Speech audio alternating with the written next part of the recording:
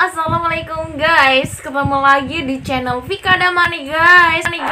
Di video kali ini aku akan menceritakan tentang sejarah terciptanya Danau Toba dan Pulau Samosir guys.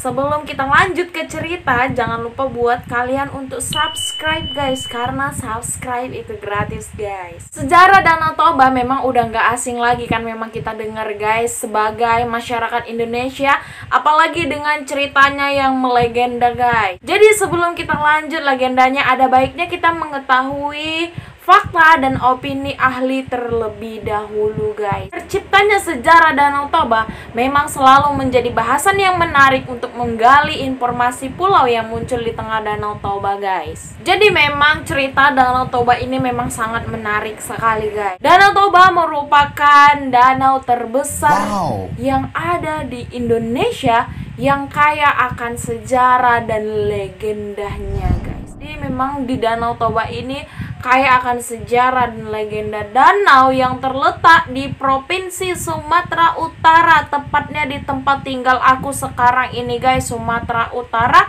itu sudah menjadi destinasi wisata yang terkenal sampai mancanegara guys. Ciri khas Pulau Samosir yang ada di tengah Danau Toba ini yang menjadikan Danau Toba bisa dikenal oleh masyarakat luas guys. Dan banyak lagi cerita dan mitos yang beredar tentang asal-usul Danau Toba dan Pulau Samosir ini. Jadi apa aja sih fakta dan apa aja sih mitos yang beredar melalui asal-usul munculnya Danau Toba ini dan Pulau Samosir? Mengingat sejarah ilmiahnya sampai cerita rakyat sering dibahas untuk mengetahui asal-usulnya. Oh, sebenarnya mana sih yang benar kan? Tak ada yang tahu dari mana Pulau Samosir berasal. Akan tetapi ada beberapa cerita dan opini yang dikembangkan mengenai Danau Toba dan Pulau Samosir. Menurut sejarah ilmiahnya, letusan vulkanik Gunung Toba yang ada di bawah Danau Toba itu sampai saat ini belum ditemukan fakta dan sejarah Danau Toba yang pasti mengenai letusan Gunung Toba karena sudah terjadi jauh tuh sebelum masa manusia sekarang, atau perkiraannya itu kurang lebih 75.000 tahun yang lalu guys. Oh no. Banyak sih penelitian yang menyebutkan bahwa letusan Gunung Toba itu termasuk ke dalam super volcano. Jadi itu memang benar-benar letusan gunung berapi yang sangat besar, dan letusan gunung yang mempengaruhi seluruh dunia karena dahsyatnya. Bahkan hampir setengah dunia ini terkena dengan letusan Gunung Toba ini. Opini yang diungkapkan dengan banyaknya penemuan partikel yang sejenis dengan abu vulkanik Gunung Toba berbagai belahan dunia, bahkan sampai dengan kutub utara. Bill Ross dan Craig Chesner mengungkapkan bahwa letusan Gunung Toba itu berdampak pada kepunahan 60% spesies yang ada di bumi. Jadi benar-benar dahsyat ya letusan Gunung Toba ini. Kemudian dengan lontaran debu vulkanik itu sampai mencapai 10 km. Wow, 10 km itu debu vulkaniknya, dan memuntahkan 2.800 km material vulkanik dari dalam Gunung Toba tersebut. Jadi benar-benar dikatakan super volcano. Kemudian beberapa ahli juga menyebutkan bahwa letusan Gunung Toba inilah yang menyebabkan terjadinya zaman es di seluruh dunia.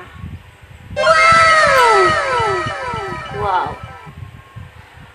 beberapa peneliti sampai berekspedisi ke wilayah utara India untuk mencari kebenaran adanya letusan supervolcano yang berasal dari Danau Toba ini.